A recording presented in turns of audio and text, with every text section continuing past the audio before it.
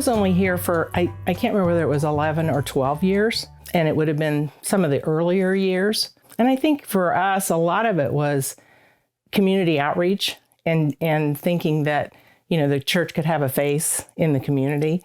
And it was neat to have kids come that had never been in a church or that kind of setting. A lot of the people that we had were not Converse Church of Christ people. We pulled a lot of people from the community that were not involved in churches. Their kids had really not heard about Christ. So it was like an awesome opportunity to be able to introduce those children to Christ and people that live Christ-like. We always kept our prices very low. We weren't trying to make money. We just wanted to be able to do what we needed to do because we wanted to be able to reach the kids that could not afford to go to other preschools. Financially, when people come in and say we can't afford it, I'm like, it's okay. You know, we'll help you with whatever you can. I'm happy you're here. I'm happy your kid's here, and we want to just love on you guys. So just, you know, we'll take care of it. We'll take care of it for you. So it's neat to be able to love on them. I think it's also helps them to make a connection with the church. So if they do want to start coming, then they know some familiar faces. The kids know what it's like in our rooms and things like that. They're familiar with it. And then they feel more comfortable coming and, you know, joining the rest of what's going on in the church. The thing that I remember the most is over the years, how many families started coming to Converse Church of Christ as a result of the preschool. Just seeing their kids here and meeting the people here and becoming friends with the people. It was a really open door to allow the parents to come in an unthreatening way and eventually work into Converse Church of Christ. Mainly, I think over the years, there have been so many, like I said before, kids who don't know Jesus. They haven't been going to church or anything. But after they're here, they're bringing mom and dad and brothers and sisters, and they're all coming to church here, and they're learning more. So I can't even count how many families I know that's happened to. Our preschool has impacted the children, and the children have brought their parents in, and sometimes grandmas and grandpas. Oh, that's wonderful, wonderful. Because most of the little kids that came in were not from the parents of the church. And so it was a new idea for them, but they just fit right in as soon as they knew what was going on. You see the kids when they first come in to preschool, and they have no idea who God is or who Jesus is, or anything like that. And they find him. I mean, they're not ready to be saved yet, but they know who he is when he leaves. And that's exciting. I always felt like we had families that would start coming here because they were comfortable being in this building, and maybe they had never, been churched before.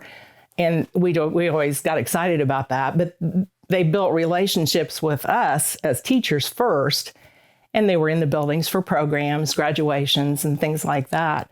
And they had a comfort level that they wouldn't have had before. Yeah, I think it's a great outreach. It gets people in here that wouldn't come through our doors.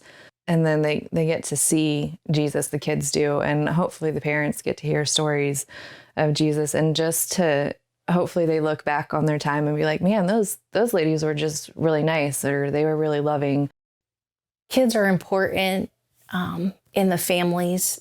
I see working with these kids who are part of the Converse community as a way to connect our church to the families. If the kids are excited to come to school, they're probably going to be excited to come to church to see their friends who come here. It's a way we can serve those families. When we're walking through the church, going to the gym, walking through maybe on our way to the park, these kids see the church and they want to know more about it. And so I get to share, okay, this is what we do on Sundays here. I get to invite them to come on Sunday mornings to be connected with us. While the preschool might just be a small ministry of the church, it's been very impactful for some of these kids, chapel time during the week might be the only exposure to the message of Jesus that they receive. Not all the kiddos who come to preschool necessarily come from families who attend a church. And so this might be the only Jesus that they see during their week. Whether it's through chapel, we say prayer for snack time. We read Bible stories during class. So the impact of the church is to spread the news of Jesus, and that's what's happening in our preschool classrooms. Well, I graduated from the preschool. It's my good old alma mater.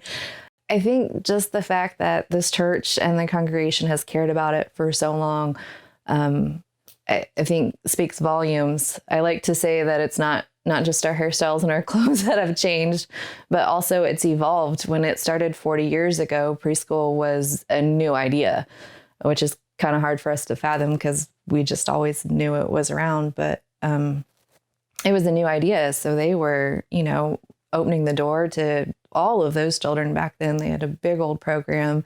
But what's consistent is that we want to have the kids here and we want to be able to love on them and to speak truth into them and to plant seeds that God will take care of later in life. So I think it's powerful to think that it's been 40 years. I've come back, my kids have come back, so it's exciting. I love it here. I think it's great that the church is supporting it. All the changes in the world and education, that we're still here, and I love having the support.